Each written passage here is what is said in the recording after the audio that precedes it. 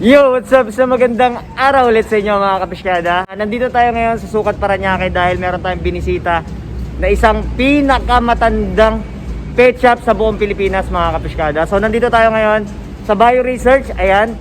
So ililibot ko kayo dito kung ano yung mga makikita nyo dahil talagang interesting at marami tayong makikita dito sa pet shop na to. So tara, samahan nyo ako ngayong araw para libutin at yon saksihan natin kung gaano nga ba kalawak at kung ano yung mga makikita natin dito. So tara, let's go! So ayun guys, no, pagpasok nyo dito sa Bio Research, ito kagad yung bubungad sa inyo dahil ako mismo nagulat din ako dahil napakalaki, napakaluwag at napakalawak ng lugar na to. So ito, bubungad kagad sa inyo dito yung arwana dito. Tingin ko parang ito pandyan. So ang dami kasi mga future project na mangyayari dito at kaabang-abang mga kapiskada. So papasok tayo dito para silipin kung ano yung mga nandyan sa loob dahil dito pa lang guys, talagang sobrang na-amaze na ako dahil imagine niyo ayan, oh, ilang palapag yan. So mamaya iikot tayo dyan, magpapasama din tayo kay Sir Allen at yun nga, eto, pasok tayo dito. So ayan guys, na isang magandang araw ulit sa inyo. Eto, grabe, bungad pa lang. So talagang na-amaze na ako at nagulat dahil hindi ko inaasahan na ganito kalawak yung lugar. By the way, pakilala ko po muna sa inyo si Sir Allen and katukayo po. Sir, isang magandang araw po sa inyo. Good morning. Ayan. Good morning sa lahat ng subscriber ni Fishkada. Welcome Ayan. po sa Bio Research. Papasama tayo kay Sir Allen para libutin to. So bali sir, dito sa first area na pupunta natin, marami ako nakita dito ng mga motor at saka mga pumps. Yes. So para saan po ba yan sir? Bali, dito po sa Bio Research, meron po tayong sister company ang Interocean na nagkikater sa mga pumps and motors. Meron po tayong mga from household pumps to industrial pumps. Okay. Even may mga fish farms. Meron po tayong mga available na pumps para sa mga fish ponds, sa fish farms, even sa mga pang swimming pools. Meron po tayo Ayun. dito. So bali dito sa area na to guys, ayan, makikita nyo yung iba't ibang klase ng mga pumps na pwedeng gamitin, no? Mga farm, lahat, etc. Marami dito. Kayo talaga before na napapadalas na nagpupunta sa SM. So ako rin, kumbaga fanatic ako ng Bio Research at hindi ko inaasahan na ganito pala.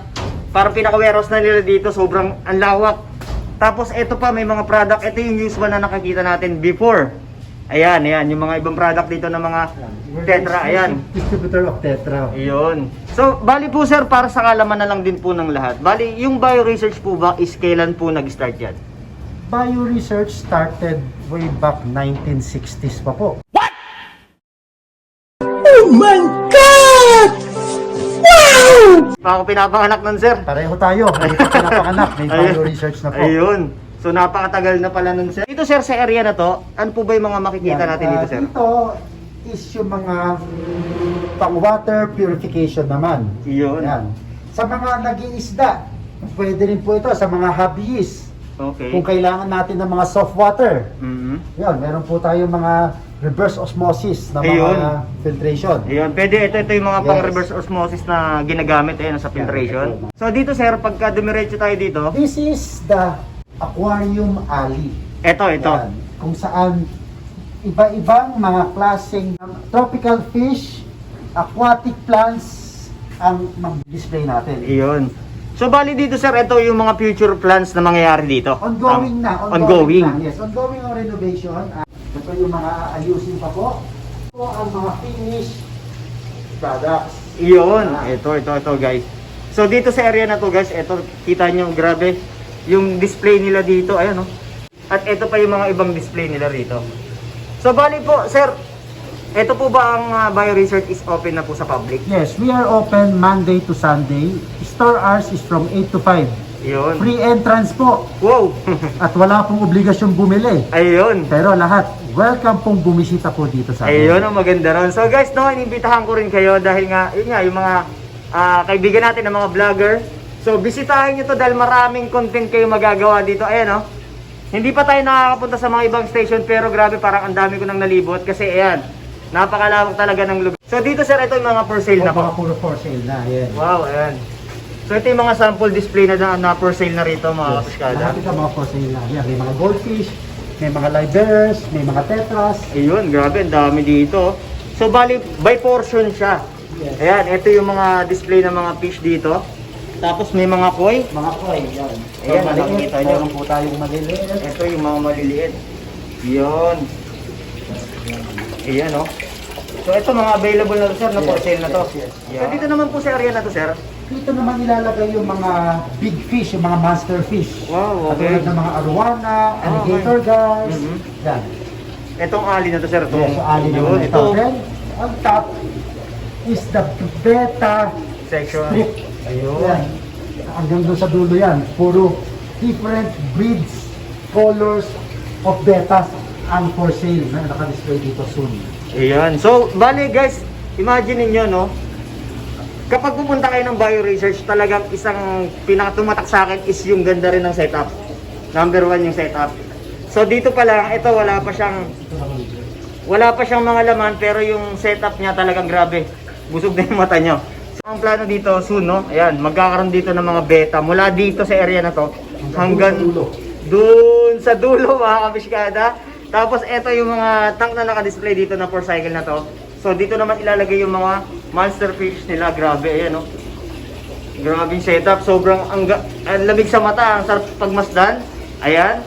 So, ang dami, marami pang mga planong pwedeng mangyari. And then, dito naman, sir, napansin ko marami kayong cage dito. Ito naman is the glass aviary. Glass aviary. Oh. Wow, grabe. Hundreds of cages ang pwedeng paglagyan ng mga different breeds of birds and small pets. And I'm also inviting all backyard breeders. Wow.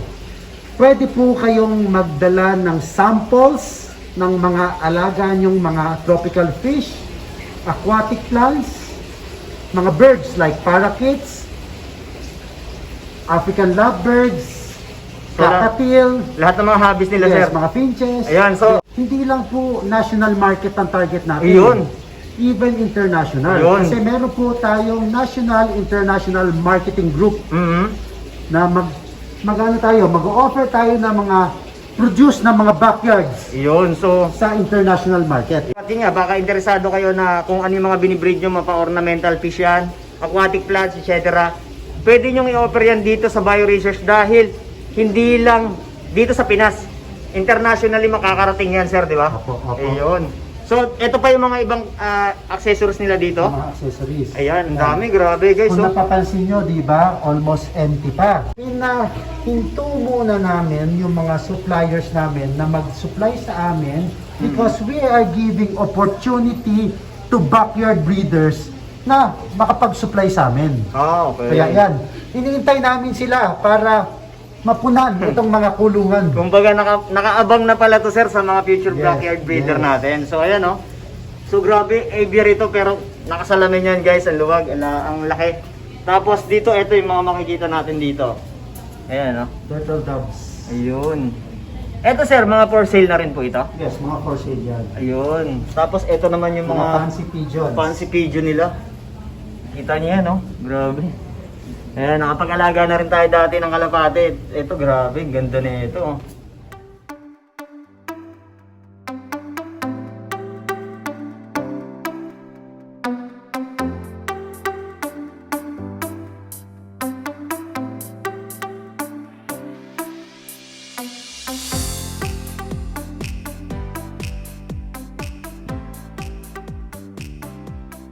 So bali guys, dito may napansin tayo. Ayan, oh.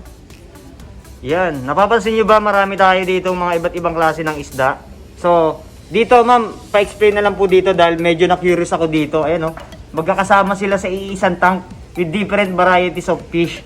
So, bali ma'am, ito ba yung centralized Exhibit tank. exhibit tank? Bakit po siya tinawag na ganun, ma'am? Centralized exhibit tank, ito po yung latest innovation natin ngayon sa aquarium setup. Bali ito sir ay internationally patent po. Dito po makikita po natin na ang filtration system niya gamit lang po isang pump at saka isang filtration. Unlike po sa iba sir, ang ginagawa po kasi nila para magkaroon ng iba't ibang aeration, binubutasan pa nila yon tapos naglalagay pa sila ng PVC pipe Okay. para magkaroon ng filtration at saka aeration yung bawat unit nito. Iyon. Dito sir, hindi na po kailangan. Powered, aerated, and filtered by a centralized overhead filter. Yung unit na ito. So, ibig sabihin mga kapiskada, dito sa setup na to, more or less ito is 75 gallon tank. So, Yes. ang system na mangyayari dito guys, isang pinaka-power head lang. Ayun, sa nakikita nyo, yung nasa bandang Tsaka likod. ang kinaganda lang nito, sir, marami kang ang isdang may lalagay. Mm-mm. Ito po ay ginagamit na po sa mga shows, exhibit, kahit abroad po, ginagamit Yun. na po siya. Bagay na bagay sa mga mahilig mangoleksyon ng mga isda. Kasi kung minsan namumroblema kayo sa aquarium. Pero ito, iisang tank lang yan, mga kapiskada. Pero, centralized na yung filtration na gumagana dito. So, meaning, ito, yan, makikita nyo sa likod, isang power head lang. Ito na yung pinaka-top filter niya. So, lahat ng mga waste at yung mga dumi is tatakbo yan dito. Hanggang dyan, bumalik yung cycle. Pero, ang kagandahan dito mga kapiskada, pwede kayong maglagay ng mga isda na iba't ibang klase na hindi kayo mong problema dahil baka magbulihan sila. So, dito, normal lang. Pero, grabe kung ang hilig yung mga koleksyon ng mga gusto nyong isda, ayan, pwede yung pagsama-samahin. Tapos, may nakita tayo dito. Ito yung pinaka, may gap siya sa ilalim.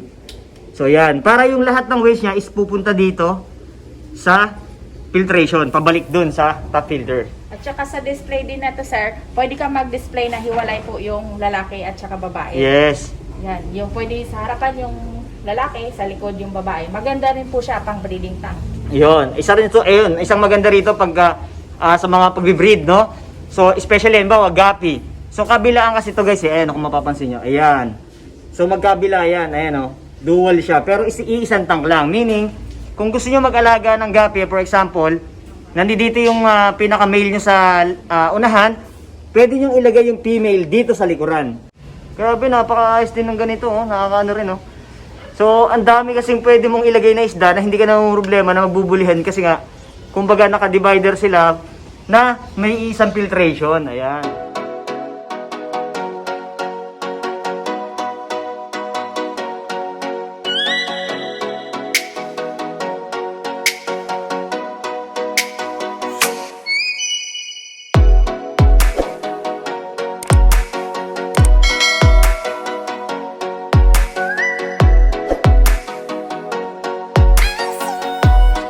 So bale guys dito, ayan, nagulat din ako kasi pag akyat ko, hindi lang pala sa mga pagdating sa mga isdaan yung makikita natin.